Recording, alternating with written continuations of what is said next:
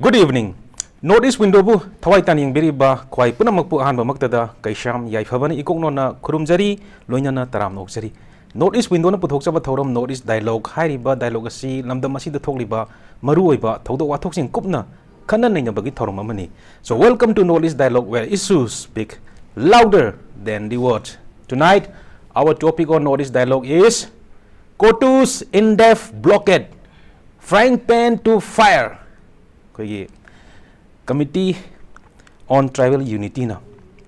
National Highway number 2 the indefinite blockade manipur gi yam maru be economy gi ba National Highway je thain de hona dum problem lai ngasi fawo dum problem lai National Highway number 2 je khoi tribal sin naw sing na yam na toina sin na ba khoi manipur lai nga ki mai kai da maru ina khoi beli de le ba miyam da awa dum thain de hona dum piri COTU'S indefinite blockade se matau kam na lak no hai matam da hokiba December 24 dagi khoi Christmas Eve hai ta khoi Christmas kin namit dagi nongmi kap khoi uyok sing saibol khoi near to Kampopi district dagi akoi ba tari ba uyok sing akoi ba tari ba thamna pokpi de sana sabi loina na khoi yangang popi area khunja sing da nongmai mathak dagi bunker hai ta uyok sing gi chingsang paring da bunker sajan ba ko ki militant sing na masidagi nongmai kapsalak padagi cross firing yam toina lan thokna ba ningsing be December gi tang kunipan da police personnel yauna volunteer yauna pongmi kabir phauba nongmaina palaga soki bani adugi matung tarakpada hoi security force hoi mapalam gi central security force yauna gi bunker le ramba gi do thugairaga hoi gi miscreant mya militant mya na le ramba bunker thugairaga hoi security force na lasilapodagi hoi gi security force sing sibu hoi gi kuki gi women's nupi mayam na maina paibi mayam na haitare hoi tanthu tholu haibadagi mioi khara tara manga muk shokiba khoi sigi matang de khoi ngasi khana naina jaga dori base khoi ngasi gi topic sida khana naina da bagi da khoi gi studio election bi ba expert panel sing ai saktak chage miam da an makta da senior advocate Khaidem mani former acting chairperson manipur human right oza jabutram noksari mung thakar phone noksari loina ni suba panelist na santa Nahakpam secretary general UCM oza santa pusu taram noksari mung thakachari loina hum suba panelist na P Tomcha social activist oza Tomcha pusu taram noksari mung thakar phone noksari ai topic sang ha mo wang jai oza mani dum laksari oza khoi COTU gi sigi indefinite blockade che moin ha madadi pung tarani thoi khak hairam mani tarani thoi dagi indefinite blockade am onthore eduna ne khoi gi ngasi topic su flying pan to fire khoi kai ki nan sel ga somong ne hai ni jalak pai ta khoi National Highway number 2 je maru ina khoi gi manipur gi yam na maru ai ba khoi highway ni thai de hona ngasi phau da si problem ni economy gi phibam da chon ba masina pochi tangkhalak pasina manipur da le ba prajami pung khudi mulai wan bu ori bani si COTU gi indefinite blockade je oza mani oi ba ma mot kai kai mai thamni am phajaba pot amani COTU gi indefinite blockade frying pan to fire COTU na tawriba matam kalta ba athing ba che blockade haiptare matam kalta na tawba National Highway number 2 da tawba athing ba che machi asa ba khang degi amuk mainung da taba duka chap manam pot am oire haibani amaram da nana hariba kai ki ni chela chom ongna ba haibido adu su yai ada si da yana me lekona lo legal tam da habitar bidi ban blockade aduka general site asi aina yade number 1 aina yade haibasi Supreme Court na 1998 ta hai hara aduki sohran ayadum haijege haujike aduna chumne gi blockade ta chumne gi banda chumne gi hartal da Supreme Court na yadi haidana haidra ba court am orabodi masi amukchu independent haradi madu matam kaktana athing matam ba haibisi amukka hena yagidre aduna adugum mage marile nana hamda ina thamni bisi aina yada boda ma ore da hojik chathare bisi me om 2023 degina hojik phauba tha kun sujele hayeng kun hele chami nini mu hanjel ngachi muk sure chap chana khoi ge tha achai ani phadoraba tha khatang ngai raba tha kun hele ana sigi pot ama leibasida adum ain kaiba thabakchi tawdana lakpa leipa amaga lan thengnaba aduna amaniko Bangladesh ka India ka thengnaba Pakistan ka India ka thengnaba China ka India ka thengnaba adumagi aduda awaba anengba pokpa adudi akhoi leipa asida lan thobanina lanbu lan nangba haibado adugi port aduma di chummebako aduna tabai khoigina Manipur manungda mapandagi changapa akhone illegal immigrant kauba chin kuki narco terrorist sing asina Manipur thogai ba pamba Manipur bu separate tawba pamba akhoi ga hana leramba kharaga lotuna raga Manipur gi maroiba civil population da ID community paninda bane dubu ujikti pandabe adre maitei community majority sida majority community asigi mathukta lam tare ba phongna karigino haibesu porse adom da chungcha chanadre mayam se kuki da maitei na kari kai hi bagino maitei na kari aran ba tawbadigi kuki na lan tari ibano hairaga me tarama thoi bawdi tang ahum dagi na tarama thoi bawdi mapumang khangdaba chananna kuki na nongmai kapa mai thaba adudagi maitei na ron so amu defend tawba ngak thokpa kuki ge attack to adu maine tawram badigi yumai thanare admain tawram me train thoi he yorakpada BJP gi MLA taret minister ani yauna aduga moibu sogatpa ahum maga MLA tara na Manipur dagi tokai na tarage akhoi Manipur government gi makhada eho tawribase me ahum dagi tawribase metei singna tawribase Manipur government gi existing government haiba mailonda da hingdana leiba government asina michang changaga kuki punamak kuki ge MLA mantri mandol aduga hek leiba pastor sing officer sing IAS IPS loina magase tanthok le haina maram siraga sigumba government si makhada koi le chumdre ngamaroi haidana phongna separate administration PU haibese me train thoi 2023 digi demand wena lakhre madu mitain di pigdam nate government of India da hairni me trangma da mo haire mi marini leraga 2023 gi home minister da che memorandum pigor adu su kan namu ire Singda Mate Mtalitre, Tamda tribal Mtalitre and Hajeli, Naga di tribal Natarabra. Aduna Singda Mate Mtalite, Naga, Tabakande, Mohande, Moy Hari Wahido, Emile Taran and Piribe Memorandum do that. Singda Mate Mtalitre, Tambakta tribal Mtalitre, Kaya Chown Minam Review. Adumainta Udana, Angak Popanga community, Muga community, Muga Yankin Hanaba. Hanigindan penal kota harakana section 153A community muga jat bijat dharma lol leipam asida communal feeling sandokna bohorna ba adugi maral leiraba adugi abatement tawraba khulai paibe singda conspiracy lautuna bada yauraba achauba criminal act ama moi train thoina tawre haba mantri su tokte MLA su tokte aduna sarkar paina sarkar paibigi percentage tara taruk thokna sami manunda tara taruk che kuki terrorism sarkar pairiaba nemsa ke gwengal pau ke se ani se mantri train thui manunda ani se 16% na angang sina patu anbata sami manunda tara taruk ti kuki terrorist sagot mana sason paiba adege MLA humfugi manunda yangkhai di tara di matuso mukcha manunda tara taruk ka phatang heli machet khara Sami manunda tara turuk amasu khogi representative oina kuki jogi laluba group adugi tokai taba pamadugi representative oina layaba Sami manunda tara turuk gamen yawramni se sumya halabani adada mase kana tawdan tawrimne maram amana traga am product ha congress na tawrami na traga adu na tawrami Mapa duna matuani thirame dana aigi pana inupi ani thirame duna ai sumanga lone na haidi bro se karang nom na ngarang thagal padu yawune noi na han nei na badu ta mapa duna matuani lolami ai khoi pa duna mamanga da chai trang nga mana yum palakpada matu ani thirami adu ai hojikti ai chai tare tangai di ai manga thibi yaina haibigi potu dala eba mamangi na haibisi su kalino khangdre aduna sumaina tawbusida matang tawna sai hariba mayam si thwe ko hanjan haimandana khoi talle hojik kotu ki sila asi kotu se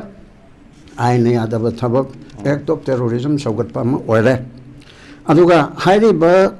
asi uyok hariba aduda akopadi loi le re ko uyok sida adugumba BSF la Central Forces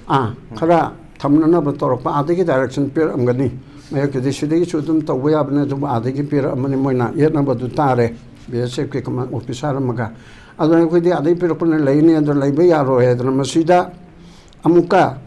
tampakta mitei ge yumda nongmai sung kapchen ma kamna ba nate ko mitei na horopote moi kap be di ya ba ko ador di ya be ra ko na hurun to na ha be ba nataba sung kapchen ma adu to be ade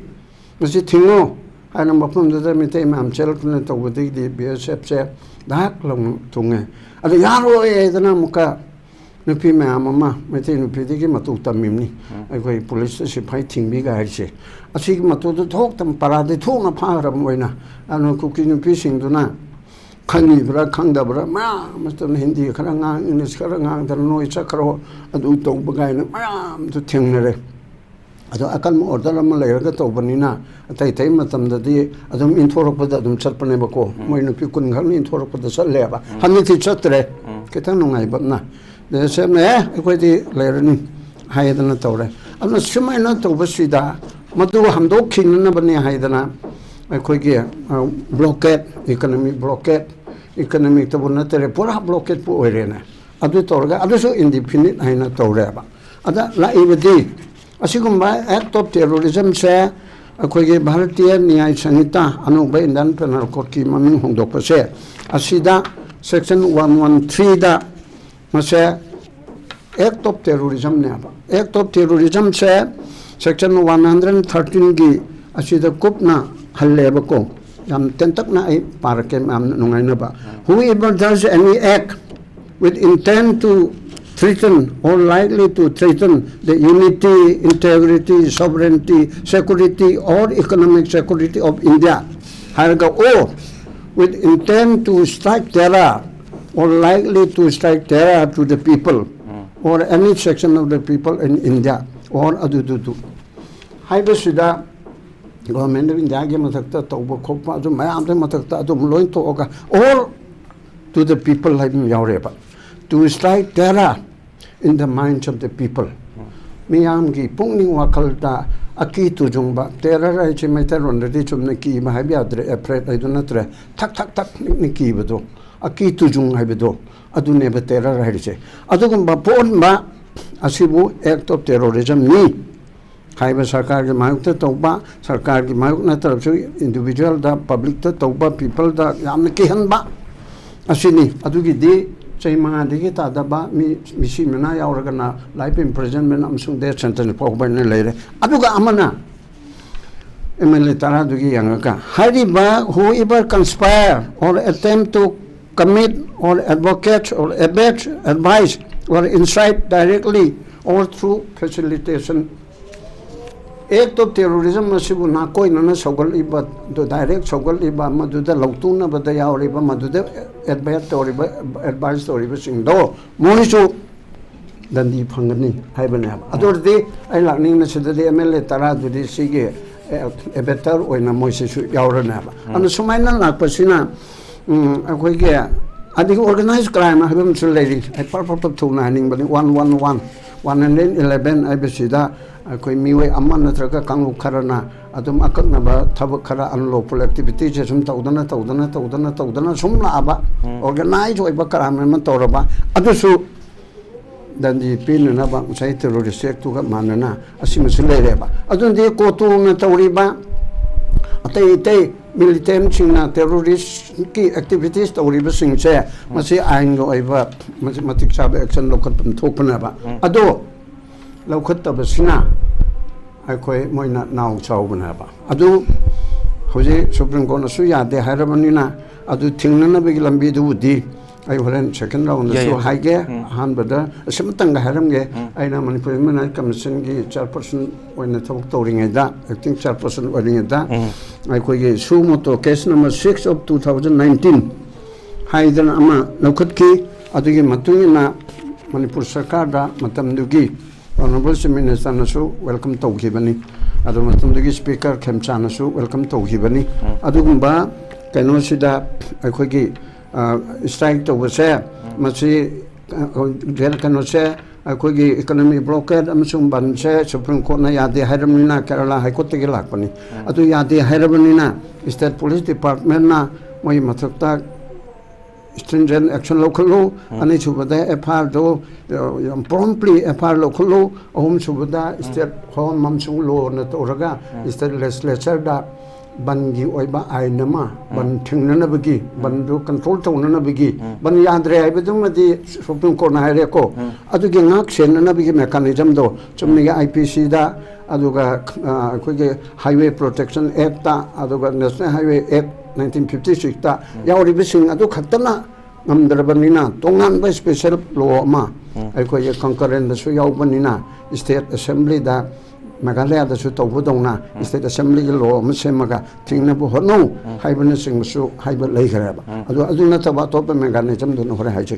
ai to cheri ojamani ai dialog ki makha chatrak budai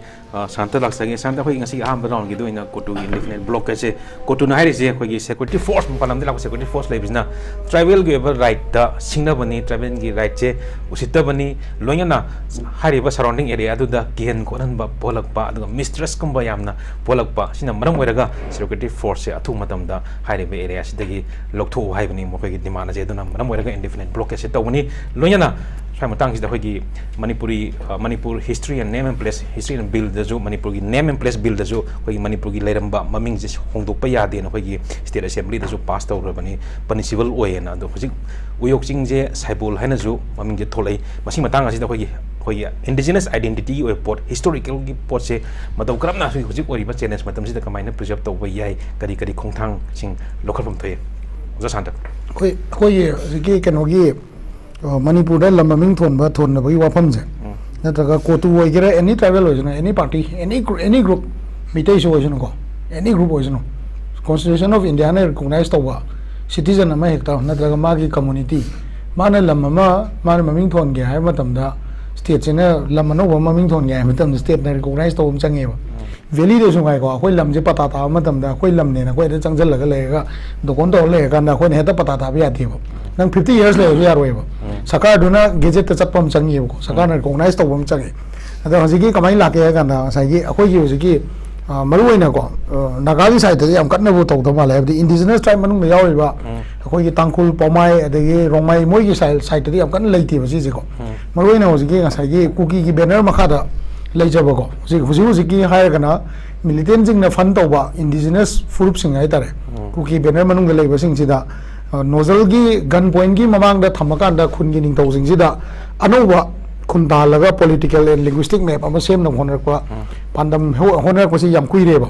ma ji da khoi na yamna sida yam ngang ju ngang na ju ke su leite du ga hai ga ju ke su leite jana maram di kai noi ga da akhoi gi state china government of india na census matang to ko matam da chai ta kun lega census to ko matam da madugi census to da mi masing thiba mi kok thiba matam sida unrecognized village da mi kok thiba ji thiroi dam ne ba he ngasai ye mi kok thiba ji kai no magi residence kai deno family do kanano adugi magi family tree se kanano kai de lakno hai do hadi mi masing do ka no mai apu bompa se kano 1950 mamang da 1970 ki mamang da ma se kanano mai citizen register da ma se kamai yawi hai pot se yam clear oina to kan da mi kok se thigam ne ba masina mamang da 19 kano da thigi ba mi kok se 70 80 1980 90 da thigi ba mi kok se da kamai to ke ga na mau maram pur po mata gi case hangalaga yang kan da masida mi ta mi amam na ngang ta po bo da masing je subangam da bagi case lai ne ba adu gi case yam sathi re na lai ri kan sida hojik se amu masai gi kuki ne ai ba masana kuki banner gi makada lai re na lawjari ba mile maru ina aidi kuki manung de sida su kuki hai ba maming se yamna pious oina hai ta ko yam kaini yamna sengba asengba maming amoda sina ri yam noi do bose ko akoina si yone moi gi behavior sina mar mo kana akoina militant kuki militant sum haibi re adagi akoi gi indigenous tribe akoi gi leminam basing ju leminam basing ju ga gi gan nomai gi matonda khun gi ning thong mayam do nomai nam ga ma wa do indigenous people gi matang na ngangal latram ni na ngang manga makram ni na madu gi su problem mo ram ni na hojik se militant sing gi CSO mayam ju militant gi funding CSO on gre narco terrorist na fund to CSO on gre sidaida ulokchin oigera adagi ama oigera moina hekta maming thon base article 371 sina piriba 371 sida hill area committee gi ama piri se hill area committee sigi ADC sina empower to kana makoina khunna no boy recognize to bogi process se hill area committee gi ngasai gi power da yaw da bane base ADC da yaw de base power se yaw da base ngasai gi Indian constitution sina piriba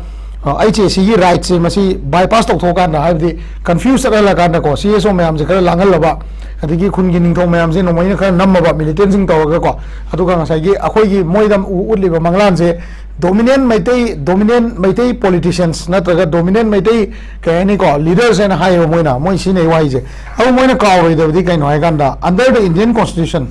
the number of MLAs natraga number of representatives delimitation tawaga sem baneba population do masing hengalaga sem baneba sigi lan hojik tawnariba issue sida lamgi maming hongba natraga hongdaba haiba pochi hek ngangna ko matamda yamna critical oina study ema to ko da commission amna study to kanda southern population rise hek yauna study to gi taragadi aduga unregistered villages natraga 1970 gi matungda hana government order thokre na ko 1970 matungda leiba 80 gi matungda leiba villages singse anover registration singse kamai to mo ha review to ga masi kakhat kadam ne na thokre na census to matam da ko anover village singse gi mi singse census to yawloi dam ne magi original village sakana government gazette yawba village singse ko government recognize to gi village singse masi gi village in nataba anover village da leiba mi singse census masing ti da yawba ya de ha base masi akhoi gi mandate oin lei dam ne maramdi madugi village sing dugi family tree proof to dana census ti ga na samna da x village amada Y village amada mi anover le ren khala jaba XY village to madu SDC na SDO na recognize to thoki ta de ICC ka ta recognize to yam na te base ko adu case ni uji lai ji tamna open to rei dana ko hoji uyok chung je saibon nen thon jalamba then somewhere kari veng in thon janba some other place ta to veng in thon janba ko sigi voter sing se magi address ta aadhar card ta maming men ba matam da voter ID da men masiga aadhar card ta men masiga sigi conflict se akhoi de yam clear and understand to bai tangai fadaw se yam chaung lei ba ha nga sai ye hojik pami ba mong sidi lan je khar kuin tawalaba aduga delimitation je namfu da tawalaba delimitation je namfu da tawma tamda census wise hojik leiba present census to da bida hojik leiba condition je da voter gi list review to da bida handak su koi ge election electoral roll je review to matamda chochanpurna election electoral roll do yawba mi masing khwa yam phangra bane ba phangi ba project kai gumba koina census to da ta di aduga non recognized villages aita sakana 1970 80 gi matung da lago village sing se ano village sing HSC na recommend to amba ADC na recommend to amba village sing je masi kakthap ngam da ta ga di masida political and linguistic map se ona taina mong na chakhraga ngasai gi kuki sing gi ngasai gi militant sing na target to reiba moida mangal liba mangla na haitare ko MLA tara we je mathangi tamda MLA tara mathoi onna bhona reiba aduga chahi tara mule kanda mutrain thoi onna bhona rei se sigi manglan se phangna ba lambi do akhoi isana pije do reba masida kamai to ga kanda masigi manglan sida ngasai gi haibi do nupi angang sing na thola ga support to bai maram di kai no ai kanda suppression gi ning da ko political suppression ne se kamna te basida maitai sing na natraga naga sing na natraga atopa frup sing na election da suppress to bai je political suppress to bai je kai lai te ba mam di kai no kanda India gi akhoi manipur de le ba MLA hum pu bai je masi India na matam gi matung ina census sing do yang kanda chai kun ra da delimitation to kanda chai ta da delimitation to ga masigi kendra sina masigi jaga sina population je si yaura banina representative amaga hapsan bayare maram di mi du gi matungina economic packaging se sakana public welfare gi damak semi ne ba adu gi public welfare gi damak sem na one of the representative daka oye na ha kanda handarak paduga hengat paduga punjala kanda remap to bune ba sigi kaino se ngasai gi ka ni constituency sing je masigi remap to bugi procedure sida missing yam banina population yam ne utlaga representative masing hengala kanda lamgi amadi linguistic map ama semna bokona bogi wari kaktane ba sida yam kana khoina nei namam thokte masi constitution na people right adagi nga sai ga ni ko technically yengba matam da article 371 adagi moina claim toriba pami ba 371 c gumba sumba articles in misinterpret to ganda masida misinterpret to ga ka ni ko miyam da confuse ala laga CSO mayam je langal laga government da miyam sing ngawal la thamakanda adugumba certain kano ka ni ko moi gi marakta leiba official singsina adugumba gazette singdo government gi knowledge yaudana natraga government da information natraga interpret present tawdana thokpa dagi thokpa problem ne na aham bai round just mind thamjage tagachari santan Nahakpam ai dialogue makha chatrak badai oja Tomcha da laksagi oja khoi aham first round gi khoi COTU gi indefinite blockade hai tare masi maro in moina hai bise tribal gi rights disregard to bi bani khoi bu usitabagi mong den hai bi je message da khoi gi lenga ki me kai dagi oja Tomcha gi mota immediate action hai gadra yam thu action amadi long term yengaga khoi high national highway number 2 je khoi gi manipur gi economy da di natraga khoi governance to da ju khoi daily life da ju yam maru eba lambi mo oi ne national highway ni masi state ki nate masi pra national ni masi hanjan yam toina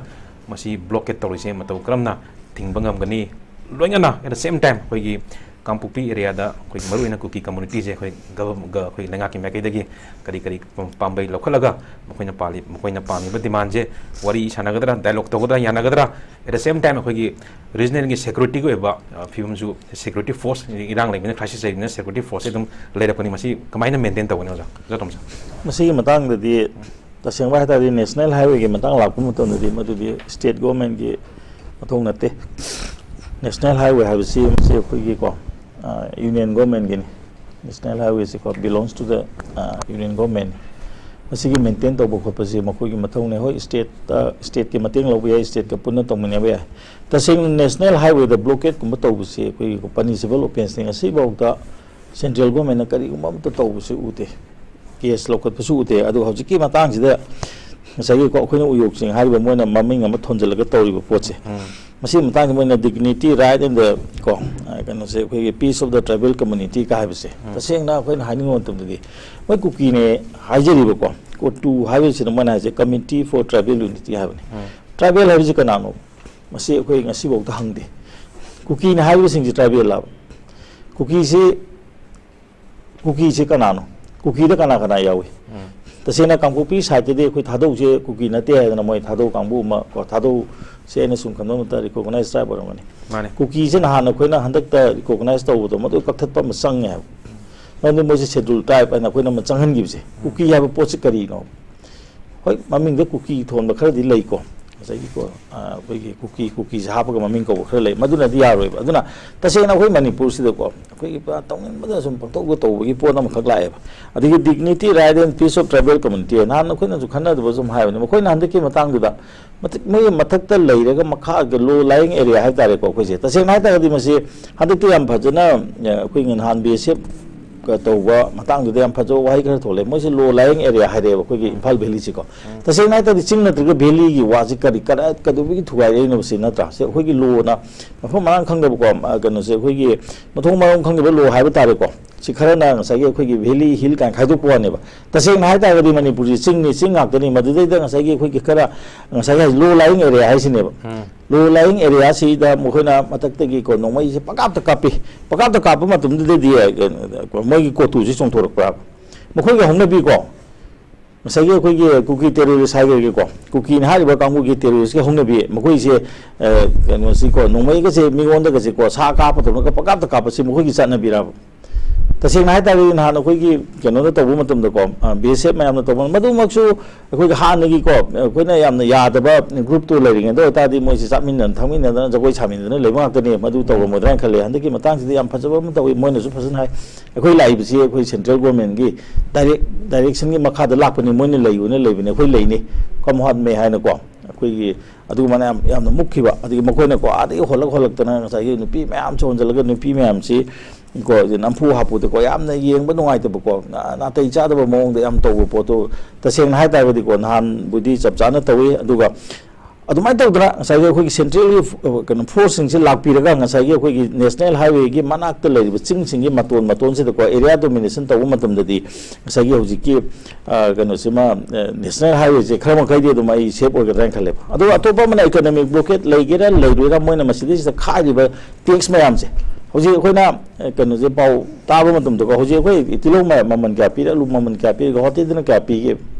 akhoi manipur da tawri ba posi kai no akhoi gi masi gi consumer oi ba ko masi gi pot mayam je consume tawjiri ba akhoi gi parja sing gi moina nai ri ba lauri ba mayam je krai de chali ba paisa no masi madi kanam tan yeng de si kari no sigi matang di ta sing na handi ki ko akhoi gi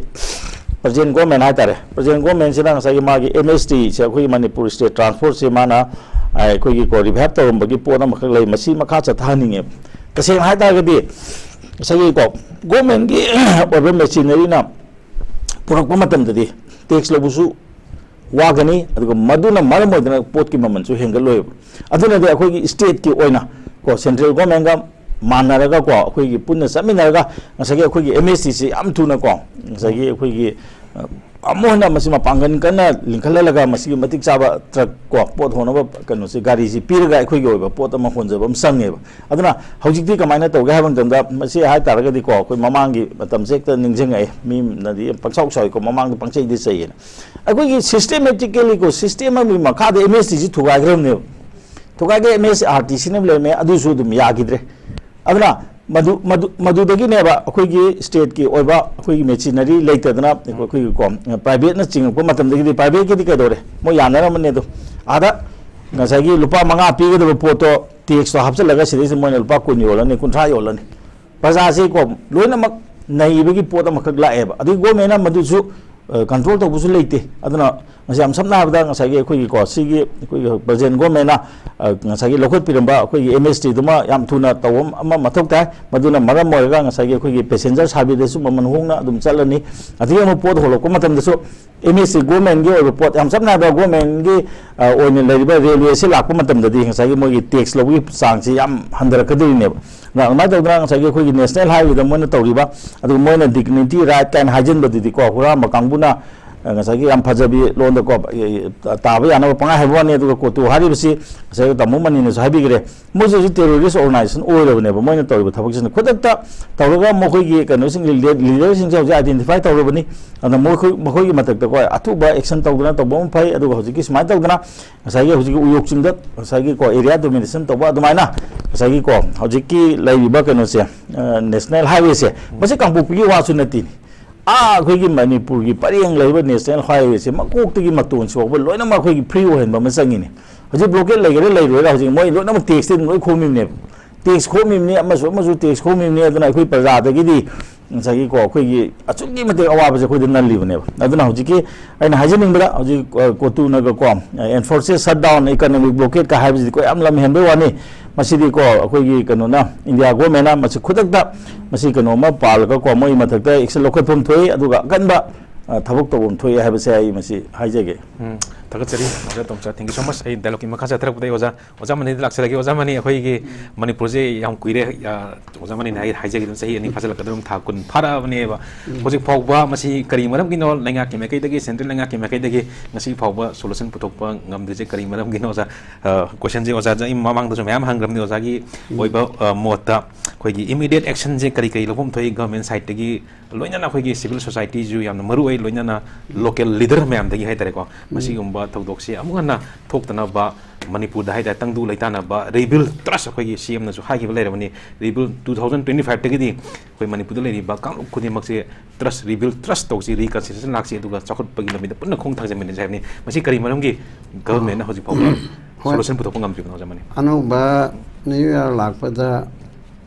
khoi nungai bo ise chawat bo ise haibaduna yaroi aduna id the university gi rating si pite ana piba taragadi akhoi gi pungning wakal sarkar paibana prajana aluga civil society na leiriba punama gachi gi pungning wakal se masi yamna sengba yamna courageous oiba achuma wakal puthok pangamba wakal se aino dum puthok pe yaidana ko adugumba leiriba inspiration motivation and activation haiba wakan che mase khan matamba mase lenin na moigi punchi lupsing lu sangba haiba tu da pungning wakal gi ama tori dana adu maina edi samasi da piningi samasi depression le ra bapot ama oirabanina government paiba adi praja oiba IAS IPS oiba adi lal hauba adi lairik haiba ukin judge punamak uche nam thagaraba mong amata leire koi isagi thauche pangthok pangamjadaba lo khangba aina nat logi satra moina ko aina chap chaba logi thabuktu tawba ngamdreba chief minister oibana magi chap chaba mana tawdu tu ngamdreba lal horiba na aduna chap chaba lal hubdu ngamdre praja chuna chap chaba praja oiba ko ngamdreba ayolanda de mim tan naten haibne adu mukbu madu hanmal le na tokre ai sa sumi na trabani me am chimolta aduna adumba logi wang mada lo na lakpani na punamak si lo na dil togadorim na punamak si lal horiba si logi makada moi bu pire na bire haina horim ni lal hoba tingi bisi su lo na tingi bani wari sanari bisi su lo na ni aduna sumaina leiba mayam sida adigi mapung ladi manipur ge hoju ke solve toge haradi kana makhalan nadi yaning da bya change of guard sarlasibana sasun to buchi yade sarlasibade aina haibana te ko aina haibon login brother join haibon kanim to bangam da basan nasibu aragati ma da somna lenghal si adu to che ai khon somna in da ne yengi mung ya ro somna to ro oi chu ya ro san nasibi muhtana hawdong ma hui ma khak lehen ba adu no khong gani kaim ta di kan ne de ko du so adu basan nasibi de gi di uchi mana bo pai ba tet aina khong ran ba ma so ubuda aduna aigi pramandi hojik leriba aina personally aigi CM bo haibana te hojik leriba sarkar se machin as a whole asina thabuk to bangam dargadi kairedna adu anu bogomna gamala abanina asa tori gomna na kai du doriba akoi dekhangi governor le che constitutional head ni state ki makok ni haijabadani madi khalaling ba sarkar re rubber stamp gumani na haidi chief minister na luchima council of minister na tarak pawado mana soi to godam ne amutang ga to bangam da bya assembly ge ga to ma thum to re dong ne adun phana phaba governor la absu phana photable la absu council of minister ge eden advice to dui ne ba adun na traga de governor tu na he na rinching ga de governor tu na hairaga cabinet mantri mandol la no sigi chima propose to u kaina hai dong dong ai le ba eden advice council of minister na to godorip se sigi advice to o idana mana haige tab dangai le ba tudi sonman la da aduna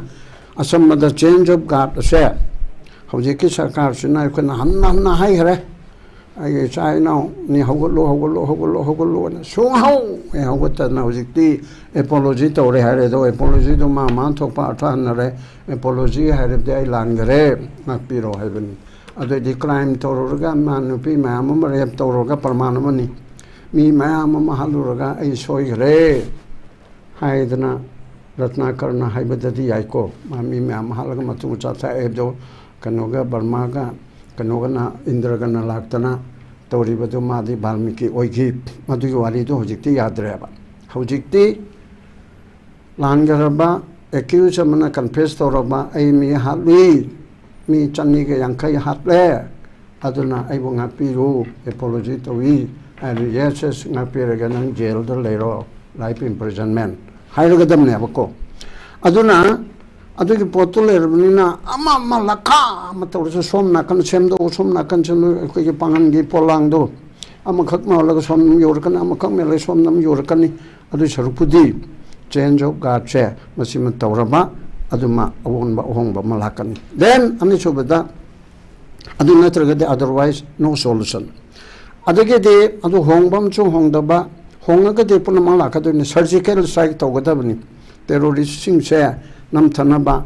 act of terrorism to ri se masi BJP gi zero tolerance sai haibadi terrorist sino da hanta ba ama bangle henda ba ba adu gi poto manipur da di 100 tolerance ki on wala gele chama tele hen gi bhata chama mung da chama yokat pone tore madu surgical strike aduga ko ge military crackdown police ke crackdown ase phajana as per provision of the law ase sanction ba ase masu yam mateng pangani then blockade ki damukta di khala lai blockade che law and order ki manung da chakadam na sai Tomcha na haide chumdi chumin national ko ge highway se center ki ni but national highway du da law and order ki akaya toi tori badu di state ki na ba national highway masadu budi kano ge ni national highway ka akaya toi lambi thong kai ba khot pa center ki ni adubu national highway du da manipur state chi ki lai ba mi singna kangpokpi ki mi du state ki mi ni dana aduna thugai ba ya khai ba pan tauraba kholaba adorati state na law and order di man pa ge da bani na state na control to da bani madu gi damukta aina sa hari ba aina so human rights commission so 2019-20 ga da tawre state assembly na ban thingna na ba gi control to na bi law ma semu aduga hauju chi lai ri ba sida FIR ma ma lo kholu stringent measure lo kholu haiba asigi mathakta blockade ki damukta di court of law da mamang da soi khoi samang ne to hibu mam le re aduri ga tai tai na chum to raga national highway gi mi yam to pa ma mama mangani gi to ba tarani gi to ba matam de ko to ko lang le ram dri adugumba UNC na to re aduri ga achum na to re adu na to re ga hin le bu matam do mi cham ni han to ba yaw re no ko sam du gi bi na tre adu na ta ba da mari mangani tauba matam kaktana tauba hain leiram singdo matam do ga hati high court leiring da aduriga hongna tawra ai samone petition oi ba yawre aduriga atoba thopa na oidana koi maru koi gi joy edana kana soijum likhai digi man su khare tawi adu ma tawba digi high court na akana kan order ta adana yaringa shoot that side photo oidana justice Sharma Jayan Sharma warmani maga brother Sujamni ga ani ki bench da aduma pochai chatpa kotpa da thingi ba kholiba singche masita kala di shoot at side photo to habi order photo yauna lei khara ba aduna sida di haining da singdok khalani aduna khoi gi sarkar na lokot yam da lokot piu aduga ko lom da su sisina khala ton lontak na hairage ko lom da su high court chalaga rangang sing draft to lerga khoi samang su lepe ai adu tawraga masi ban kan masi general strike kari blockade chair masi thingna ba kan mo order ma tabiu central government amsing state government ki mathakta haina sanction bi ya amasu lei aduna ban khakti ki blockade khakti ki wani ko adu ban hangde blockade khangde ain kai ba act of terrorism to riba adu organized crime to riba mayam che masi da ko na wari sana ba wari de adu da sana ga tam nati ain kai ba thabak tori ba ai gi um na changa ka huran ge na lai ba du huran ba ga ai ga masi mayam su to haina rabni huran ba du ga ai ga wari sagadro ai gi um thugai ba lai ba chaksang mai tharam mi du ga ngai ko nang sibok tang tharo sibok ti tharam ga nu ga na haigadro losin ga dam ne amase act of terrorism me je terrorism losin bai be je india government ki policy du su yaure terrorism mai be di pha ba pun ma da yadar ga di act of terrorism to du di hat pa ya ba hat ka dam ne ba man si bi gi tan di pi be yauri da na lo gi matungina aduna chu act of terrorism to ri bu aduna ni ne khoi ge kun ngak pa china nongmai na ka apaga khoi ge ku kelamento her ma ga thengna bada moi manalite har che kari no sarkar na ngak pi da rabdi private defense hai nam yauri ba lo da su IPC da ji ki BNS da su ai bu ni khara na hat ke digila aboi di ai na haluk da ga di ai bu hat ki tara ba adu de ai na hat ka da bani adu ai chu mam yam se ai ki laikai gi on ai ko gi khun gi oina pla khun da landa ra de ko khun gi na ro mam man ne ra ai ko ngap thuk che ga dam ne ba asi rai le dim ne ba adu mu po adu hai na ai na kai ba nong mi pai bu khat pa du ai ko ne sogal le hai bi wa na te upai le tra di lalak ta di kali lo thi be ya bra na ai ko lo khang ne na nang du lo ni ang tai pham police ta tau khi ge ngai bi ya bro ma pa ma chan ma cha do hat ka do ri le ta do ri adu ma na angam na sakti pi da na halo bu ta re da na adu kun gang phi mutang na chu mayam sina ha pha wa ya ro adu pha ne adu da in to ri si da adu ki du su sarkar na lo to ka dan ne ba kun ngak pa adagi aramba natraga adu kulai pain le rip sing che nimitara ni manung da loi namak pekalo aduga ai state government na with the help of central process ai na chap chan nga ani natu na ma so loi hai ba guarantee pio ba adu de khoi mam cho appeal to re kun ngak pa to arambai to adu to sarkar na bhajan to do re hai ba do me tha ja piru kan khoi mem haigedam ne ba adu natraga di masi pot asi le ba aduna lo silakpada aina haining di khoi government chi tawman da begin ne khoi na hai ri se government na de waru ram ni to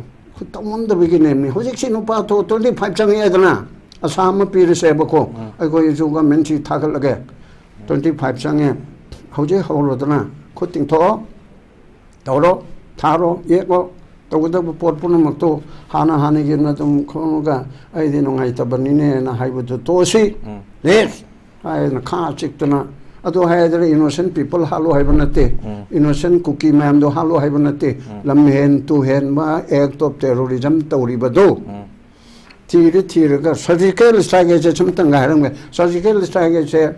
ko gi thang tha bu kum mani doctor na thang tha bu do ma pang du dang pang tha le ba adi ko ge nung chang nung ama le gre na ajal tok pada ma tai tai mam chi so on de ba ga du dang hut laga pang tha laga to ya ba adu mai na cookie terrorist hari parliament tu hen ba do madu lei ba jaga adu phajana ko shil le ga surgical strike adu da thang thao adu da moi du lo thu u phata ba mam act of terrorism du lo thu u hai ba na ba adu na asi pot pona ma sida ai khoi praja su bhap tamin ba tai khoi ngangi ba sai ba tawri chi su amana ma hai ande khoi ma mo pang kanu civil society ge amana bo hai israeli na amana bo achemin se ge shakti je khoi nam changdala pe oi dana hai rasi adu hai te sichu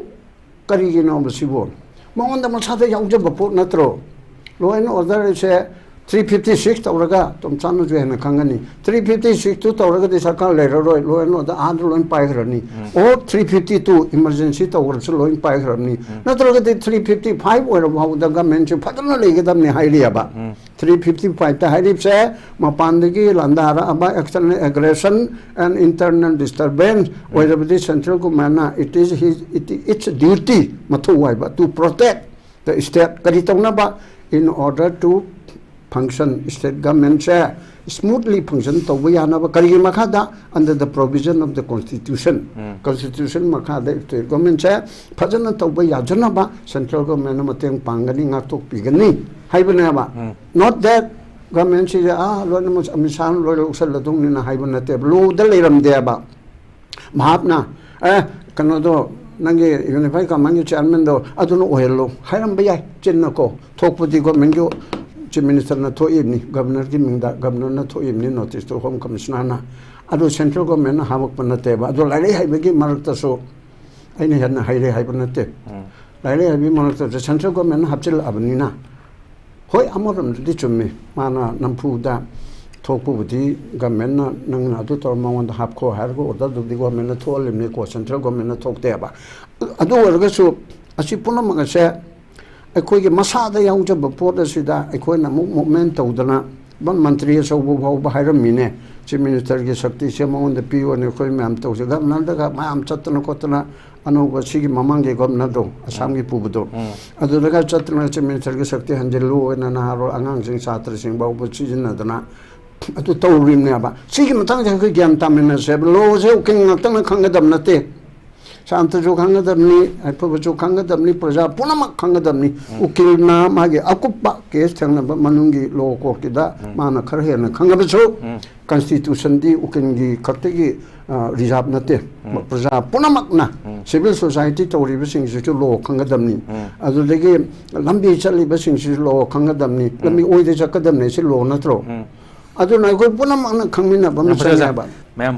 पुन्ना लो पुन्ना खंगना जेबनी लो दो पुन्ना खंगगदी असिगुम crisis मैम थोलै जे थोय ngakthop ngamgane habani yam phaji oja khaidem mani thank you so much ai dialogue ki makha chatrak budai oja santa lakse oja khoi civil society tare khoi manipur gumba lam hai tare violence and crisis yam thokpalam complexity jam oi bes yam pressure jam leilom gani na khanjai masi makai kya di pressure ma'am lam gani to hojik oi ba tension si dadi kari civil society makai de kari step sing lokhat ki ba leirage kari lokhalak pa yabagi film leibage at the same time khoi peacefully coexistence oina ba khoi leminare ba manipur ki proof ma'am pumbase santa roi boina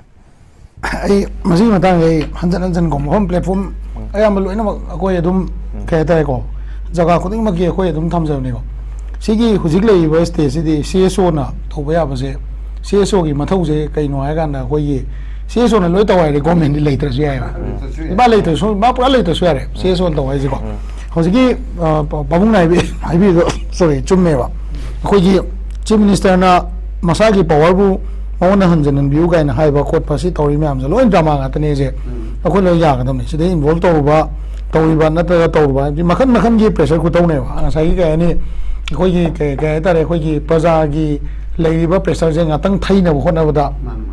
ngатang थाइनब होनबदा अइंगोंददी सिगी power जे लेतिने अदो तौसे high तादि सि तौददि यारोइने ना convince तौगिबा then resignation की drama अमा मांगने हम चावम तौग्रे अदुम openly आइजगेबको drama ngатनेबा सिगी drama ma'am जे successful होएगा चलिबा अदुगा अखोई की गवर्नमेंट जिना मतम लौबा ngamiसे सि कनामतने नते प्रजाननेबा सी CSO से सिविल सोसाइटी ऑर्गेनाइजेशन है जी मादी मियामगी वकील ने याम सेंगना है देखो CSO से ग्रांट से मिनो अखोइना चोंथोगा आई CSO ओइना लेजरगेन से मनतेबा CSO से कमाइन तो थोलके गाना सिचुएशन दुई मतुंगिना सिविल सोसाइटी ऑर्गेनाइजेशन से थोलकदोइनेबको सिचुएशन दुई मतुंगिन थोलकनेबा मियामना मसी सिचुएशन दु लेततादी CSO दि लेतरा भौ याएबा मसीदा थमनिंगिनि कइनो हाइ गांदा हौजिकसी हंगबिरिएबको CSO की साइते कई तौब लेग्रगेना CSO ना हाइबसिबु प्रजाना बु ख्वाइ मरुओइना प्रजाना तारिब्राबा CSO ना हाइबसे ख्वाइदगी बेरा काइसे अदाइदनेबा हौजि अखोइ प्रजाजी ai masi waje haiman na ai wasalam ne ko adu ai am ganga sisu repeat tauge ko kaina di politics na lesson ga ba pot khar le ba CSO ji di politically akhoi na pami ba miyam na pam poto politically phangna ba hona ba da miyam gi ho sagat pa adagi politicians sing sina miyam gi apam na tawak taw matam da miyam gi over pressure to politicians sing sida thamba governance da apam masing do in ba se CSO gi mathau ne ba abu hana gi sida di kain taw ge ga na akhoi gi praja je section group thong khai du e bo ji ko kyam thina khai do ge ga da ngasai gi akhoi gi manipur की context हजिक issue Iran से लोसनगनी है lotion से है political party की member अखोई neutral चचबनीको अखोई BJP की कांग्रेस पाल political party की मेंबर से रूलिंग की मेंबर को कार्ड पाइब कामू से मखोइना ओपन प्रेशर में तौरपम चंगेबा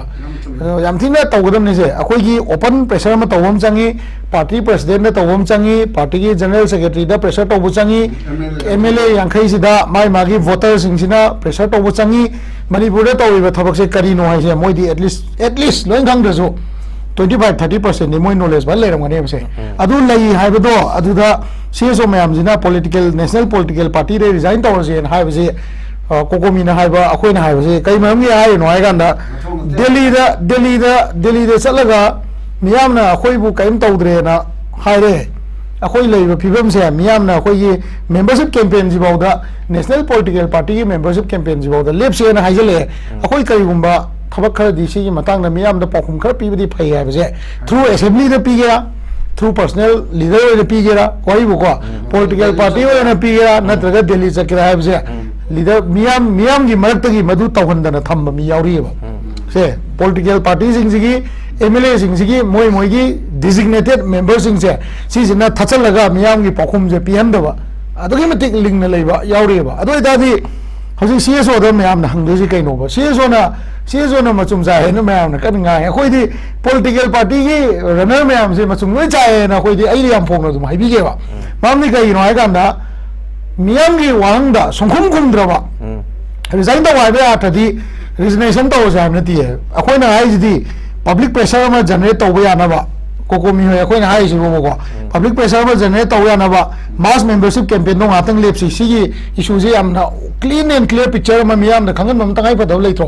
कना खंगन दोनो सीएसओ ना खंगन गद्रो सिबो अखोइना चला गय वाई साबेनो दिल्ली दा अखोइना चलागा प्राइम मिनिस्टर अखोइना चला हाइरु याब्रो अखोइदि सिदा चायन बगी खोंजंग जंजनबा अदगी कनोगी चीफ मिनिस्टर बोयकॉट तौबा अदगी आर्मी पर्सनल मैम ना थबक तौरक मतमदा मियाम की सपोर्ट थोलगा खर ngang सी मंगायबा अदगी लान थेंगनरिबा इचिनाव मैम की सपोर्ट तौबा मोइना लान थेंगनरिबा इचिनाव मैम जु फाबा पुनबा तौ मतमदा नोइना मतम मफम मतम चागा थबक तौगिदबनी अदुना नोइना मोइ फाबा यारोइना अखोइना चोंथोगा थिंगबा सिनेबा सिविल सोसाइटी की मथौ हाइसे सिगी मथौ जी पांथोना बहोना रखपदा original mathau pangthok ka do meeting du di ngasai gi karai da lei rabno wangang tri kai gino adagi moi gi power gi struggle na maru ri se kari gino power gi struggle gi mota mi kunda mi tama pantara do na chalaga delhi ne ngasi bawda tawtri se kai gino tawda je cm na to hondabne hai ba tar ga di madu gi clear over picture ma upa ma chamda adu moi na utna bo hona bada yam phong na chief minister gi against resign to bana to ba atopa alternative moi ta nga kunduna thola ga miyam gi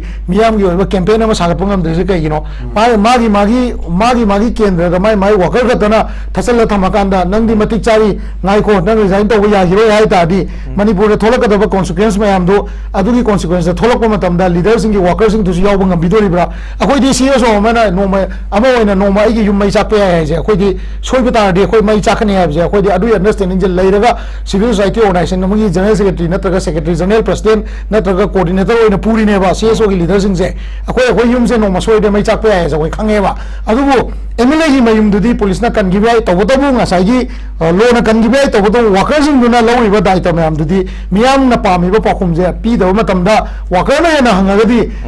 kai miyam na ngai se kai no ne nang da sam kan na mi na ngai se kai no nang kai khang ba le ja khoi club na na khang bu na ta na press meet am to di to si dana akoi gi party gi oi ba secretary na press meet am to di to si dana na kanam to thuluk ke ba alu ri la na sai gi kena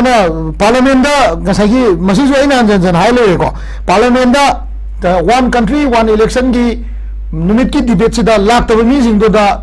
BJP gi oiba member president oi do magi mandate oi na numit to president oi do member ta mi tong ado so call notice thai ba party na akhoi gi party president le pham mi sidi ma di ngasai gi party gi general secretary pham mi ba party gi member pham mi sidi ngasai gi ka ni ko akhoi gi sigi manipur ngakni manipur kayan lo na promise to groba assembly member promise to go mi duna delhi re chala kanda separate administration demand mo open down to ga phamu da madu da so cause notice pok thabang am de ba ayu thabe do kana gi aya ba kamai to ga yari no madu ko accept to ga ba adu ri thabe ba party president do party gi leader me am do madu do miyam sina yar ga chali ba adu di CSO na kai hai do no ba CSO na hai ba matam da miyam ji akoi matungi lakadra party matungi lebra party manung inda de ko CSO na kai hai do no ba si pochine ba lai se ko degi secondly amana loisila kuda thami sina kai no hai ga na ko masina political party da yam blame to wai wadi na che de ko lancelation jai ta di party ki president na dialogue biro national political party ki by president dialogue biro party manung ga leiba meeting do madi different community ki meeting do moi ki manung da close door dialogue am to biyo ba lei riba problem ni kai no kamai to solve to ya ga da ge do khangan biyo ba hali yone me ki date 3 de rang aure me ki date 6 for tribal usiki kuki ge mele sing ne ai sa date 6 for impal da loi lei ba only ngan gi kano MLA ma khoi gi Nahakpam da yam thin sokhi bje ma solok pa matung da ne ba moi bonglen balte sokhi bje si matung da moi me am loi thokre ba impal da gi ko si thokhi bje gi matung da political kano se kai ai ta political connection je tat ki badong to ba si gi political connection ma tat ki je party level da samjana bangam da ta di miyam gi level da kabain samna do no haim ne da adigi hajing no mai ka pri miyam je political will le ka phali ne ai se ngarangi ngasai gi ozgi kano se ulok chingda PSF na changma matam da changri ngai da kotuna adagi ngasai gi atopa moi CSO me amna hari se moi gi MLA tara du da 24 hour gi ultimate da mampiri ni abi noi taw ga lotho lo na ada di moi gi MLA sing do si gi particular kano se da involvement le mo na hai gi siraba adubu center gi order ne na kano handok bangam dre ni na economic blockade tawre ado sida ozil level condition de negotiation room je kai da chakra ge ba open ne ba yam thina ko CSO ga wari sana ba to se political level da dialogue taw si hai kan da people da nangi people do convince taw hai bu matam da CSO thola ga people convince taw ma taw do CSO do taw ba ya ne ba nataga people da pam ba du gi against la kan da CSO sina government gi mayok da pham kan da madu da government je convince taw ga government to biri do miyam gi for da nate na hai ba se CSO gi mathau ne ba si gi wang ma da CSO gi mathau se ka shu thudok ba leite ba yam seng nai ga na ko ada jik se akoi gi si gi war manung si da di jik le ba condition si da di lau simu bu CSO mathau ere cheng bang do CSO gi mathau ele wai bu ko ada gi ngasai gi blockade su CSO mathau ere ada gi ngasai gi pistok taw su CSO mathau ere loi mak CSO mathau eta saka ke do no ba na da saka to pi ne ko mi da ka no ma o ele ne chief minister ga do home minister ga do lo ele sine adu mo taw se ko adu condition da lai hawan na ho bi ya de ko ina yam kan na ha ga su mayam na ka ni ko ta bi sing na ka ka ni positive ne lo bi da ga ta ko adu bo worker sing da di akoi ta sing na kha wa wa ya ta worker sing wa wa di manipur to ki ba iran khuding mak state wood phang bingai dagi awraga akoina bharat ta til matungda iran khuding mak se miyam ni yo je khola om to in chatle ba jun 18 oi gera ye ye oi oi gera maitai mek schedule chanbo oi gera aspa oi gera khola om chapne ba akoi praja je hoji loin ye ne ba akoi praja je hoji lei ba iran se lotion na ba wang khara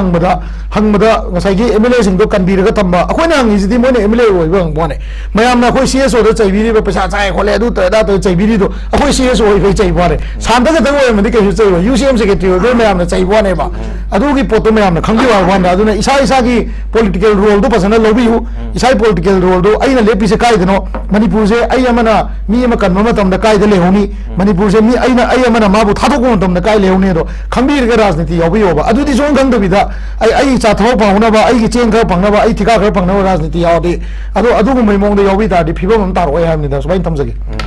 takat cheri shanta yam phajai ai dialogue ki aroi bo hang jai oja tomcha da laksa ge oja 2025 lai 2023 24 sai ani jam na violence yaw yam na irang hogre aduna khoi chief minister high gram let's forget and forgive ana khoi past mistake khai je kautho je aduga rebuild lama taroga trust khoi leminari ba kanglup ki isin law myam punna khoi rebuild trust ama sem jin hai ki ba lere bane oja ngasi ma khoi gi pawmi sing gunna da hana gi former chief minister okram ibo bina hai ki ba khoi hoji pali ba lengak sina khoi gi loin order ngak pangam da ba loina na lebak sasan je phajana tawba haitraga khoi hana gi congress asum tainara ga lei hai ba jam ikai ningai haina jo phongdo ki ba lere masi puna mak sing yenga anu chahi 2025 na lak pasida khoi gi manipur sida santi lak ni hai ba gi asali bi bro za tom charoi ba da baki matang che yamna samam na ba ma ai pokra na khale pazana su samam na ga da ba I taw lebak si da chathari bi kari no habi pono khlai ba magam de kaino da handa keno sidam ilang si phanam ne mur kanda hande ki christmas manung da ne ba ko christmas hau ki ba matung da ne sai mo gi uyok ching lom da ko mo no di sai bolan thon jale ko sidegi mo koi nongmai kapthare je nongmai kapthare pa da koi pawmi soi bi ni ko koi gi police or mane ko ma soi bi ni adige koi misam mani soi bi ne sigi lak pa sida mayam na penadri ngai sida ngasi bauta mayam na hai ji keno da sahi amaga thani pa ma pan changjal ko matam sida central forces so ji ko lising humbu gi matak ta legre moi ka dog dana leiri ge aduga kuki na makata na sing de nongmai ka phili ji kari no hai bi si masi gi pone adige horok phom gi oina di akoi gi chief minister na hanjan hai gre koi masi koi gi ko khoina halobi mathok ta adai da sai ko koi gi handak ka mamang ka manada ba si ko moi ka khale bsf ne moi combine team khara kar ga sai gi hoji gi moi na kuki na mathak ta ko area domination tawri ba pot si moi si inthok na ba thak si tawre inthok na ba thak si taw ba gi 31st December da ne ba moi gi nupi mem tholak ta na khot na tong nari se 31st December da koi gi honorable chief minister na apology taw si kari gi no masi am ngap ba ne ba basic to the man high no we do not take order from the state government we do not take order from the army we are directly under the control of the ministry of home affairs kinena khona na ga yam pelam do ministry of home affairs ka do tun le ye do ministry of home affairs na thajalaga hojiki maton du da area domination tawraga di nga sai ge khoi gi lam hen da khulai pai ba ko moi kuki ne hajaru kambu singsina khoi gi makha da irang to bu si yaru duri ne si taw ko gi tanjaz da kari gi dam to khoi honorable chief minister na apology to bu kari gi no ma ji ko sorry to the people of the state for the ethnic strife since 3rd May 2023 ai adu ta ga di masi pochida khoi gi kano khoi gi ko thongna le ba honorable chief minister na mase khoi ko popi tha ba ya roi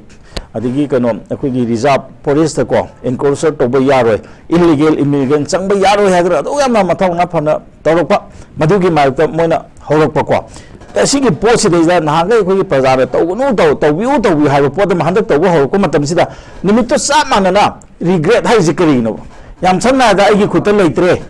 ko the now I cannot control these things hojikti central government na tawgre na khoi hai yam channa da na khoi gi makha da mitei da no mai ka pai do no ngasi de ka pa ya roi hai da regret to ri bra si ꯀꯔꯝꯕ ꯃꯦꯁꯦꯖꯅꯣꯕ ꯁꯤ ꯌꯥꯝ ꯂꯨꯕ ꯃꯦꯁꯦꯖꯅꯦꯕꯀꯣ ꯑꯗꯨꯅ ꯇꯁꯦꯡꯅ ꯍꯥꯏꯇꯥꯔꯒꯗꯤ ꯃꯥꯅ ꯍꯥꯏꯍꯟꯅꯤꯡꯕꯁꯤꯀꯣ ꯅꯈꯣꯏ ꯃꯈꯥ ꯇꯥꯅ ꯏꯔꯥꯡ ꯇꯧꯔꯅꯨ ꯀꯣ ꯍꯧꯖꯤꯛ ꯁꯦꯟꯇ꯭ꯔꯦꯜꯒꯤꯁꯨ ꯆꯞ ꯆꯥꯕ ꯑꯦꯛꯁꯟ ꯑꯃ ꯂꯧꯈꯠꯂꯛꯑꯅꯤ ꯍꯥꯏꯔꯝꯕ ꯑꯣꯏꯇꯥꯔꯒꯗꯤ ꯂꯝ ꯍꯦꯟꯕ ꯀꯥꯡꯕꯨꯗꯣ ꯃꯗꯨ ꯍꯟꯗꯣꯛꯀꯗꯕꯅꯦꯕ ꯍꯧꯖꯤꯛꯇꯤ ꯃꯥꯅ ꯂꯥꯜꯂꯦ ꯍꯥꯏꯔꯨꯔꯕꯅꯤꯅ ꯉꯁꯥꯏꯒꯤ ꯃꯌꯥꯝꯗꯣ ꯑꯣꯖꯥ ꯇꯧꯕꯁꯤꯗ ꯃꯥꯅ ꯑꯩꯈꯣꯏꯒꯤ ꯑꯦꯄꯣꯂꯣꯖꯤ ꯇꯧꯔꯤꯁꯦ ꯑꯩꯈꯣꯏꯒꯤ ꯀꯩꯅꯣꯗꯅꯤ ꯑꯩꯈꯣꯏꯒꯤ ꯔꯤꯂꯤꯐ ꯀꯦꯝꯞꯇ ꯂꯩꯔꯤꯕ ꯋꯥꯅ ꯂꯩꯔꯤꯕ ꯃꯤꯑꯣꯏꯁꯤꯡꯗꯅꯤ ꯑꯩꯈꯣꯏꯒꯤ ꯇꯦꯔꯣꯔꯤꯁ ꯅꯠꯇꯦꯅ ꯃꯦꯁꯦꯖꯗ ꯑꯣꯟꯅ ꯇꯩꯅꯅ ꯆꯠꯇ꯭ꯔꯣ ꯍꯥꯏꯗꯤ ꯃꯦꯁꯦꯖꯗ ꯑꯣꯟꯅ ꯇꯩꯅꯅ ꯆꯠꯇ꯭ꯔꯥꯕ ꯑꯩ ꯀꯃꯥꯏ ꯍꯥꯏꯖꯒꯦꯕ ꯃꯦꯁꯦꯖꯗ ꯑꯣꯟꯅ ꯇꯩꯅꯅ ꯆꯠꯇ꯭ꯔꯥꯕ ꯅꯣꯏꯗꯤ ꯀꯩꯅꯣ ꯂꯝ ꯍꯦꯟꯕ ꯅꯈꯣꯏꯗꯤ ꯀꯥꯞꯊꯠꯇꯅ ꯍꯥꯠꯂꯅꯤ ꯑꯗꯨꯒ ꯄ꯭ꯔꯖꯥ ꯅꯣꯏꯗꯤ ꯉꯁꯤꯐꯥꯎꯗ ꯑꯩꯅ ꯍꯟꯖꯤꯜꯍꯟꯕ ꯉꯝꯗꯕꯁꯦ ꯃꯁꯤ ꯑꯩ ꯅꯨꯡꯉꯥꯏꯇꯦ ꯍꯥꯏꯗꯅ ꯃꯌꯥꯝ ꯃꯌꯦꯛ ꯁꯦꯡꯅ ꯇꯧꯕ ꯌꯥꯗꯕ꯭ꯔꯣ ꯑꯗꯨꯒꯤ ꯋꯥꯍꯩꯕ ꯉꯁꯤ ꯃꯥꯅ ꯑꯩꯈꯣꯏꯒꯤ ꯄꯥꯎꯃꯤꯁꯤꯡ ꯎꯅꯕꯗ ꯑꯩꯈꯣꯏꯒꯤ ꯒꯕꯔꯅꯔꯒꯤꯗ ꯉꯁꯤ ꯍꯣꯏ ꯑꯗꯣ ꯇꯧꯒꯅꯤ ꯑꯗꯨꯕꯨ ꯅꯨꯃꯤꯠꯇꯨꯗꯗꯤ ꯃꯔꯝꯗꯤ ꯀꯩꯒꯤꯅꯣꯗ ꯉꯁꯥꯏ ꯑꯩꯒꯤꯅ ꯋꯥ ꯍꯥꯏꯕ ꯁꯣꯏꯕꯁꯤꯅ ꯉꯁꯥꯏꯒꯤ ꯑꯁꯨꯛ ꯂꯝ ꯍꯦꯜꯂꯤꯕ ꯃꯤꯗꯣ ꯃꯗꯨ ꯃꯈꯣꯡ ꯄꯣꯡꯕꯁꯦ ꯍꯦꯜꯂꯦꯕ ꯀꯣ ꯑꯗꯨꯅ ꯌꯥꯝ ꯁꯝꯅ ꯍꯥꯏꯕꯗ ꯍꯧꯖꯤꯛ BSFꯅ ꯇꯧꯗꯅ ꯇꯧꯔꯤꯕ ꯄꯣꯠꯁꯦ ꯃꯤꯅꯤꯁꯇꯔ ꯑꯣꯐ ꯍꯣꯝ ꯑꯦꯐꯤꯌꯔꯁꯅ ꯄꯥꯏꯈꯠꯂꯛꯏꯕꯁꯦ ꯃꯁꯤ ꯑꯩꯈꯣꯏ ꯃꯁꯤ ꯊꯥꯒꯠꯐꯝ ꯊꯣꯛꯏ ꯑꯗꯨꯒ ꯑꯩꯈꯣꯏ ꯁ꯭ꯇꯦꯠ ꯒꯣꯔꯃꯦꯟꯅꯁꯨ ꯃꯁꯤꯗ ꯑꯩꯈꯣꯏ ꯁꯄꯣꯔꯠ ꯇꯧꯐꯝ ꯊꯣꯛꯏꯕ ꯑꯗꯨꯒ ꯉꯁꯥꯏꯒꯤ ꯔꯤꯒ꯭ꯔꯦꯠ ꯍꯥꯏꯕꯁꯦ ꯍꯧꯖꯤꯛ ꯃꯌꯥꯝ ꯋꯥꯗꯅ ꯂꯩꯔꯦ ꯈꯪꯉꯦ ꯍꯧꯖꯤꯛ ꯁꯨꯄ꯭ꯔꯤꯝ ꯀꯣꯔꯠꯅꯁꯨ ꯀꯔꯤ ꯍꯥꯏꯔꯛꯀꯦ ꯍꯥꯏꯕ ꯃꯇꯝꯗꯀꯣ ꯇꯝꯄꯥꯛꯇ ꯈꯪꯗꯦ ꯆꯤꯡꯗ ꯈꯪꯗꯦ ꯃꯤꯒꯤ ꯃꯌꯨꯝ ꯃꯀꯩ ꯊꯨꯒꯥꯏꯗꯅ ꯂꯩꯈꯤꯕꯁꯤꯡꯁꯤꯗꯤ ꯑꯗꯨꯗ ꯀꯅꯥꯝꯇ ꯂꯩꯕ ꯌꯥꯔꯣꯏ ꯐꯖꯅ ꯉꯥꯛꯇꯅ ꯁꯦꯜꯂꯨ ꯍꯥꯏꯗꯅꯀꯣ ꯉꯔꯥꯡ ꯅꯍꯥꯟ ꯔꯤꯄꯣꯔꯠꯀꯤ ꯃꯇꯨꯡ ꯏꯟꯅ ꯆꯨꯔꯆꯥꯟꯄꯨꯔꯗꯁꯨ ꯑꯩꯈꯣꯏꯒꯤ ꯃꯤꯇꯩꯒꯤꯀꯣ ꯈꯨꯟꯗ ꯃꯣꯏꯅ ꯀꯩꯊꯦꯜ ꯐꯝꯖꯜꯂꯝꯕ ꯃꯤ 9 ꯐꯥꯈ꯭ꯔꯦ ꯍꯥꯏ ꯀꯣ ꯃꯁꯤꯁꯨ ꯍꯥꯏꯂꯥꯏꯠ ꯇꯧꯗꯦ ꯌꯥꯝ ꯁꯝꯅ ꯍꯥꯏꯕꯗ ꯃꯁꯤ क्राइम तौबना क्राइम तौबना कमता कानरोय नोय क्राइम से हंदो मी मयाम से हम वारे हाइद्रा मयाम गी दमते एपोलॉजी तौबगी मौता ngसगी वा खुआइसे अदु एपोलॉजी हाइग्रनिना अमनसु चाथलेबा बोलौ दो लौबा यारेबको अदुना वासे हाइबा मतमदा याम सेक्शन हाइबा मचंगे अदु तसेंगना टाइमिंग दो याम सना गदि मीना लौगदबजे एस नांग अदु दागदे मयाम उबो मतमदा ए नांग दि चिंगा कुकी की मतलब थबक तौदीसी अखोई चीफ मिनिस्टर नरा माना बीएसएफ न तौन मिता माना एपोलॉजी तौसी कनो व्हाई इज एपोलॉजी माने के बीएसएफ न तौग्रबनि न उपाय लेत्रे आइबु ngapiu na haibra ai कोन तने न लौबु याबम लेबको अदुना तसेंगना हाइ तारगदि ngसाई को कोना सिंगोकुदुना तोआनबमने निमित्तुदा चखिबा मेसेज दो अदु अतोबम न मोइना अखोइना हजि करि खंगे हाइबम कोतुगी खंगे अम खंगे मोइना ngangi se को अखोइगी लेबा अखोइगी इमा लेबा काइन पा हाइजलेदन को अखोइगी कनो ले ना जो मन हाइदन को अखोइगी केनन ले अखोइ सेई चामगी मापामे ब्रिटिश का लान सोंगनरबनी अखोइना ngमबनी काइना अरान हिस्ट्री खरद अखोइगी अनौबा मखोइगी को कुकीना हाइजब कांगुगी हौगलैबा जेनरेशन से मसी पूरा ब्रेन वाश तौग्रे हाइबसे मसी अखोइ हजि खंगम ngमेबा तमनि खंगदौजा मसी अरान बनेबा अदु मसीगी पोसिति याम हाइना सिंगना तौबम चंगे दो ngसाइगी अखोइगी तामनिना हाइबिबुदो मदु इकोन कोन मदु ताबा तारगदि याम समनादा अखोइगी लीडर नै अखोइगी याम थागचरेनिना मीना दमाना हाइबदु अखोइ ताबा नुवाइतेबा याम समना हाइबदु को इसना हाइमंदे नम पोथारो का हाइबसे इट इज अखोइगी इकाय अखोइगी इकाय पिबनेबा नान चैनल अमदा हाइने अम सिंबल ऑफ इनकम्पिटेंट हाइबा आइना इनाव ओ नेचरल ना ओइना आइनो हुंजबना मनिको मी दुना सिंबल ऑफ इनकम्पिटेंट हाइबदि आइ सोयाबा माने तसेना तादे अखोइ मयाम गुदंत लीडर अम ओइबदे मीना दमाना ngang हाइबसे अखोइ प्रजा अखोइदा को अखोइ ngang चप मानोबा अदुना मदुगी पोतो थोकनबा को करी हाइगदगे कमाइन तौगदगे तंजा दो याम समना हाइबदा ngसा हाइदिने 31 दा मथकता याम कन्ना तौदना एरिया डोमिनेशन तौइने सोना कंदा आई नुमितदा ngasi singdo khangbone numitudi tamni ko lawriba poche ai kaine na hangai tawrisi mana jangan da central government gi forcing je mana hauji yam phajana pona hai buda hoi ma digina hauji phawbise asida hoteba thoki bise achi ai nuaite apology tawe haina adigi numitudi sanglo kona ma bs to na haidna we are not taking orders from the state government da hana di lawra अतः तादि state government की लौदबा MSA दगी direct लौ मतमदि Moina हजि प्रजा कन्नन थबक तौरे मखादा नोमै काप्तन थबक तौखले हाइबि पोद मख लाइ बहु मम खोजि study तौब मसंगे बको Moina नान हाइबि तमने मसन हाइको we are not taking orders from the DGP from the minister of home कनदा खोजि स्टेट गवर्नमेंट दि लौदे आर्मी दि लौदे वी आर को आदि लाकबा डायरेक्शन एमएसए दगी लाकपनी मा हाइबि तो आइगि डीआईजी बको नमो हाइदन को अदुगी ऑर्डर नि मोइना अखोइदा सिरिज लैयु हाइबनि ना खोजि अम खंदे सोदन अखोइ सिरिज लैनि हाइदा माने यम पोंग ngangi bido अदुगी तंजादे सोना कंदना एपोलॉजी जे तौछलामनिना ए अदुदी हांगै थिंगै सि मान थिंगजाला माना तौहनदि जाला हाइबि पोदो हाइदि तंजादु दको मी कन्ना कनो हुरांबा अमा फाबदु को मयाम जंगना फुरिङे बाबा चंगसलगा सै लानग्रे हाइदागदि ओना तनबा म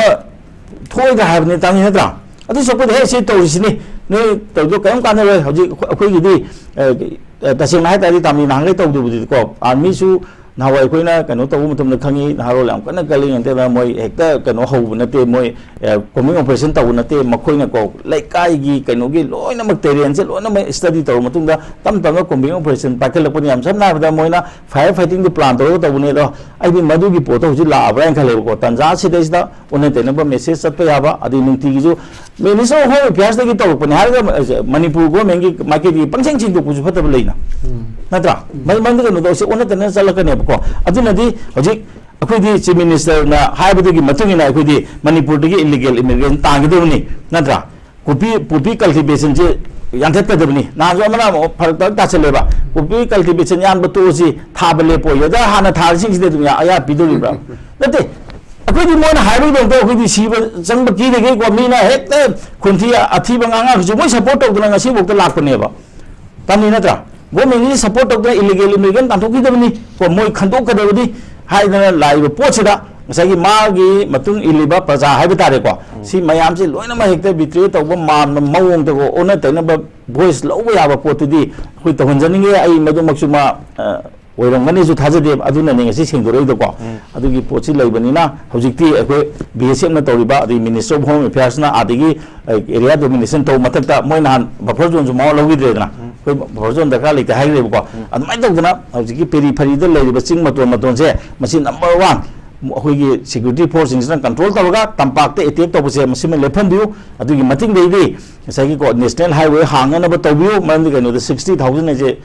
को it is not a matter of को जो को याम याम फोने को सि लोइनमक तौबिरो मखोगी अते अते आ अदु जियो पॉलिटिक्स का दो कोई को it is has nothing to do with the people को एंड द पीपल से पोहेन बिरो हाई बजे हाइजेगे ओजा तम होजगी तो 2025 से आशा आइदि पीस शांति लापी आशा उबिब्रा ये पीस से बको 2020 वाइ कोइ से तो से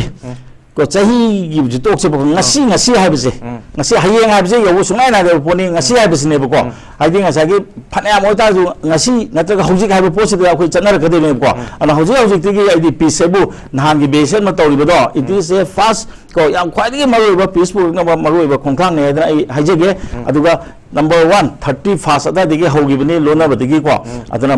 मदुगी पोचे अखोइ मखा ताना कर चंगजेलंजी दुगा अखोइ मोइदसु हौजि अखोइगी हानदि अखोइगी सेंट्रल फोर्स थाजरम दबम लेदना अस मोइ चंगगदि आदे दे कापे दो अदु मक्ति नत्रेदना अदुगी दु ओइबनिना अखोइनसु मखोइ डिप्लॉय तोरको मतमदा अखोइ प्रजाना मोइदे एकता थाजदब तबुदो अदु हौजिकते आइदि कितंग थाजबम थोयेना खले अदु हौजिदि मोइना नान हाइगिबदि याम पोम हायबा अखोइ स्टेट गवर्नमेंट अखोइ ऑर्डर लौदे आर्मी दे ऑर्डर लौदे it is a directive from the ministry of home affairs ne habse masi leibani na masi koi makata na khar changjan biro aduga yam sabna habda khanna ba kamna basi le khar kanda koi peace habse madde gyan ta na kadoi ne bako wari sana kadoi ne the power of moment hai tare ala mani sida point amtang hai hong ning bra hojike hai je point chumida aduna mana appeal tawjaba khochaba magi apology tawbudo ꯑꯩꯈꯣꯏꯅ ꯗꯤ ꯑꯗꯨꯃꯥꯏꯅ ꯇꯧꯕꯒꯤ ꯃꯍꯨꯠꯇ ꯅꯪꯅ ꯅꯨꯄꯥ ꯊꯣꯛꯅ ꯊꯕꯛꯇꯣ ꯆꯞ ꯆꯥꯅ ꯇꯧ ꯍꯥꯏꯅ ꯍꯥꯏꯕꯤꯕ ꯋꯥꯅꯦꯕ ꯑꯩꯈꯣꯏꯅ ꯍꯥꯏꯔꯤꯕ ꯈꯣꯠꯂꯤꯕ ꯄꯨꯝꯅꯃꯛ ꯑꯁꯦ ꯒꯃꯦꯟꯅ ꯁꯤꯒꯤ ꯍꯦꯛꯇ ꯄꯨꯔꯥ ꯇꯣꯇꯦꯜ ꯃꯥꯌꯣꯛꯇ ꯅꯠꯇꯦꯕ ꯑꯐꯕꯕꯨ ꯇꯧꯔꯦ ꯒꯨꯗ ꯐꯠꯇꯕ ꯇꯧꯔꯕꯗꯤ ꯏꯆꯥ ꯑꯣꯏꯔꯣ ꯏꯁꯨ ꯑꯣꯏꯔꯁꯨ ꯕꯦꯗ ꯍꯥꯏꯕꯗꯣ ꯑꯗꯨꯗ ꯊꯣꯏꯗꯣꯛ ꯄꯤꯕꯅꯤꯗ ꯑꯗꯨ ꯌꯥꯝ ꯐꯖꯩ ꯑꯣꯖꯥ ꯍꯟꯇꯛꯀꯤꯁꯨ 2025 से peaceful coexistence peaceful coexistence lai ja di akoi political participation je akoi khara phajana changta ba adi machum jabagi political participation je sidi ka si kan de ba do mayam na to ga na ko se akoi si so bo yaw na man thore ba sum kai no da di akoi na kai ani ko akoi na sai gi public for da akoi na law tok agitation natraga public for da kanu ma tawse na hai matam da mayam cha ba na vocal je sabina bom change ba ko hai ro di noi si so kunthra ni phu su ba adu su ba ga pa ya la kane ba ko ado mi na law re po tu di pandam da kenan na law te na akoi na UCM ne na mi to po si so na hai ko da akoi na no de moi na hai ri taw ro ne na hai gi ba lai sa la ba ade kana na hai gi ba lai ge ba du ma kem lai te si de ko na sai gi miyam gi wakhan ji da miyam gi wakhan ji da ai na hai gira mi na hai gira pang mani na hai gira ka Tomcha na hai gira ko nga sai gi manipur gi for da ko mi me ta na hai ko da ko chap cha na pun le mi na ba gi tangai fa da du le ba adu di peace program ni adu na to de dum yen na ni ko pun le mi na jam ni unity hai bani hai ri wo phum tham jara ga oja mani santa mnu oja pi Tomcha bu ngasi ki dialogue ngasi mapung phan babagi damakta han na thakan phone sari thank you so much loina na yang biri ba khwai puna puju ngasi ki matang ngasi losin jalage good night happy new year Bosem Natroga CVSC gi class 8 gi 10 fawa tamiba mahairoi singi damak lakliba January 15 dagi versatile coaching institute hatada coaching class hauzaragani hauzik manipur da oriba fiba masigi yenglaga mayam dagi khwaidigi hongba price da admission lobiba yaragani January gi tang 10 da form submission gi aroiba numit oigidoriba coaching institute asina subject khudingma ki tongan ba well experienced oreba faculty singi khudung chaba sing thamli Loinina class 11 amadi 12 ki oinasu CVSC gi kosem gi foundation course yawning ba singi damak registration form thaba huzare March 15 dagi sungsoi soidana class su hauragani Hata Public Hospital gi hek manakta leiba Versatile Coaching Institute na mahairoi singi damak bizariba khudong saba sing asi lobiu ngasimak direct call tautuna akopa marol sing khangbiu bizariba contact number 8413003996 natroga 8798943689 ningsingbiu Versatile Coaching Institute hatana bosem amasung damak lakliba tang 15 dagi coaching class hauragani Jaf Manana class 11 namasung 12 kisu lakliba Mars 15 dagi sungsoi soidana class